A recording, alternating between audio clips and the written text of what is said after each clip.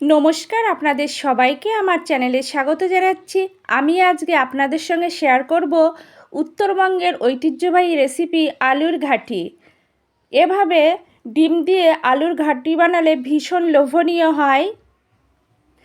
অনেক পুরনো ঐতিহ্যবাহী একটা রেসিপি, ভীষণ টেস্টি।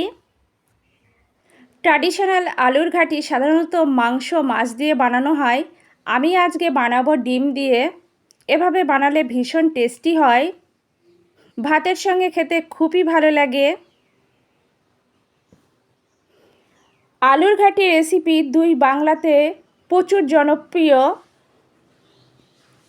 এটা একটা গ্রামীণ ঐতিহ্যবাহী রেসিপি। আলুর ঘাটি রেসিপি বানানোর জন্য প্রথমেই আলু খুব ভালো করে ধুয়ে সিদ্ধ করে নেব। এই রেসিপিটা সাধারণত নতুন আলু দিয়ে বানানো হয়। আলু সিদ্ধ করে খুব ভালো করে খোসা ছাড়িয়ে নিয়েছি। চুলায় কড়াই দিয়ে খুব ভালোভাবে গরম করে নিয়েছি। একটা ভাজা মশলা তৈরি করে নেব। ধনে জিরে দিয়েছি, নাড়াচাড়া করে খুব ভালোভাবে ভেজে নেব। অনবরত নাড়াচাড়া করতে হবে। ভাজা কমপ্লিট, গুঁড়ো করে নেব। মশলার জন্য লাগবে কাঁচা লঙ্কা, রসুন, আদা, একটা মিহি পেস্ট তৈরি করে নেব। আলু ঠিক এভাবে ম্যাশ করে নিয়েছি। একদম আলু মাখার মতো মিহি করার কোনো প্রয়োজন নেই।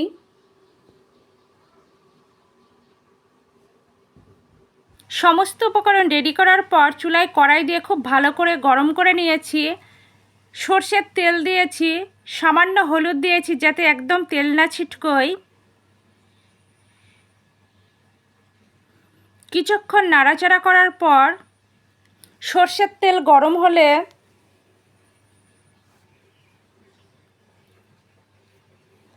সিদ্ধ করে রাখা ডিম দিয়েছি। ডিম আমি অফ ক্যামেরায় সিদ্ধ করে খোসা ছাড়িয়ে নিয়েছি। সামান্য নুন দিয়েছি, সামান্য হলুদ দিয়েছি। নাড়াচাড়া করে উল্টে পাল্টে ডিম খুব ভালো করে ভেজে নেব। ডিম ভাজা কমপ্লিট, তুলে রাখবো। ওই তেলেই তেজপাতা, শুকনো লঙ্কা, গোটা জিরে, এলাচ, দারুচিনি, লবঙ্গ সমস্ত উপকরণ দেওয়ার পর নাড়াচাড়া করে কিছুক্ষণ ভেজে নেব।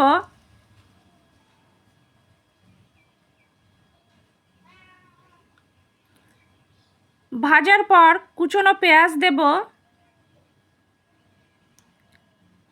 পেঁয়াজ নাড়াচাড়া করে ভেজে নেব।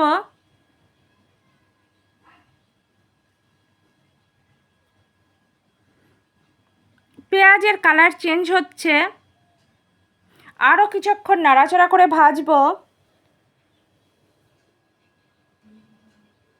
পেঁয়াজে হালকা গোল্ডেন ব্রাউন রং ধরলে আদা, কাঁচা লঙ্কা, রসুন পেস্ট দিয়েছি।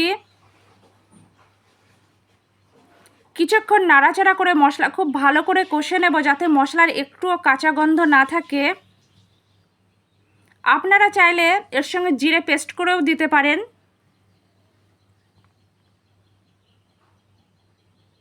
ঠিক এই পর্যায়ে 1 চামচ লঙ্কা গুঁড়ো দিয়েছি, সামান্য কাশ্মীরি লঙ্কা গুঁড়ো দিয়েছি। অবশ্য ট্র্যাডিশনাল আলুর ঘাটি রেসিপিতে কাশ্মীরি লঙ্কা গুঁড়ো ব্যবহার করে না, আমি ইচ্ছাকৃতই ব্যবহার করলাম। আরও কিছুক্ষণ নাড়াচাড়া করে মশলা কষে নেব। মশলা কষানো কমপ্লিট, মশলা থেকে তেল ছেড়ে এসেছে।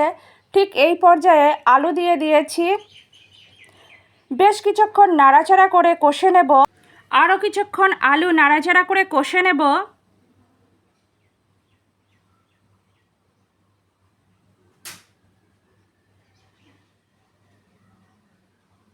আলু কষানো কমপ্লিট। ঠিক এই পর্যায়ে পরিমাপ মতো গরম জল দেব।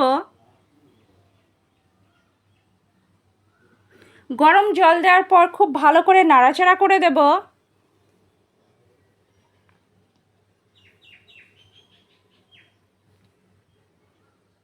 অনবরত নাড়াচাড়া করতে হবে। ঠিক এই পর্যায়ে স্বাদ অনুযায়ী নুন, পরিমাপ মতো হলুদ দেব। নুন হলুদ দেওয়ার পর ভালোভাবে নাড়াচাড়া করে দেব। বেশ কিছুক্ষণ জাল করে নেব।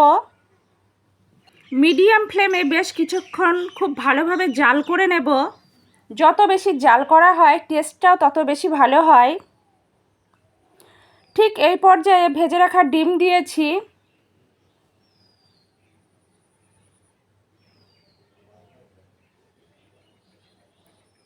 ডিম দেওয়ার পর নাড়াচাড়া করে দেব।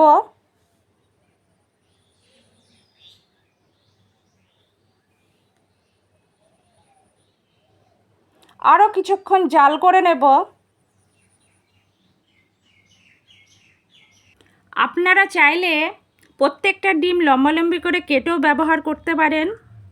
রেসিপিটা প্রায় শেষের দিকে।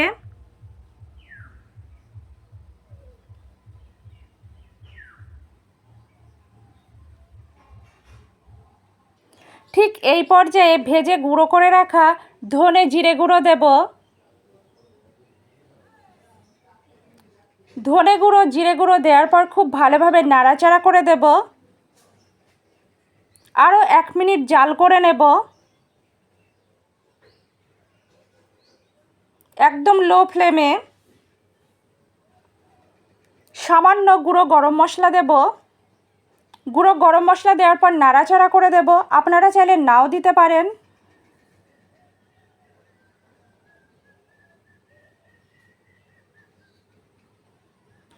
কুচনো ধনেপাতা দিলেই উত্তরবঙ্গের ঐতিহ্যবাহী আলুর ঘাটি একদম কমপ্লিট।